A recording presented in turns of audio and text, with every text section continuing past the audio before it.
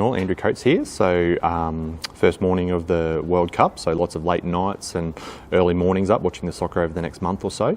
But I just want to tell you a bit of an interesting story about Australian soccer. So if you've followed it for any length of time, you've probably heard about the curse of the witch doctor.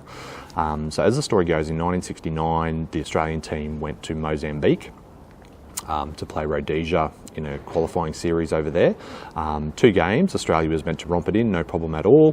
But what actually happened is the first 2 games Australia drew with Rhodesia both times, so they had to arrange a third game as sort of a playoff game. So what happened in this game, before this game, is a few of the Aussie team heard about a local witch doctor, and they went and actually sought him out and arranged for him to place a curse on the other team so that the Aussies would win.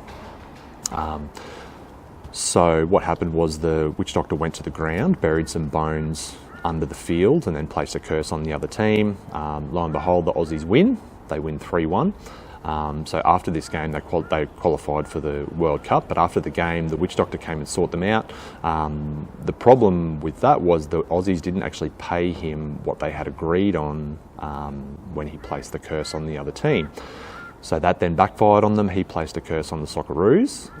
So for the next World Cup tournament, the Aussies had an absolute shocker, didn't score a goal in the whole tournament. And then for the next 30 odd years, they didn't actually qualify for the World Cup at all.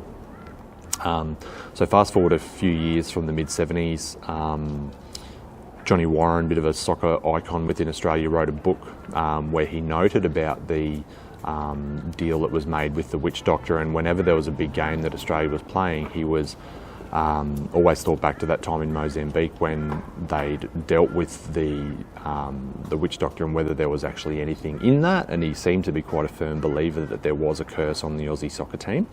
So forward a few years again, 2005, so after reading Johnny Warren's book, John Safran, who's a radio personality, documentary producer, maker, generally sort of interesting guy, wrote the book and actually arranged to go to Mozambique to that ground where the curse was placed on the Australian team.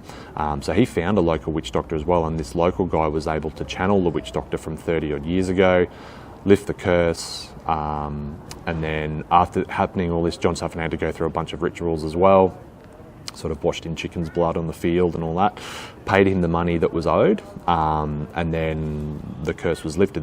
John Safran and his, I think it might have been Johnny Warren as well, had to come back to Australia and do a ritual on the Australian ground as well to complete the spell, curse, whatever you want to call it, to lift it.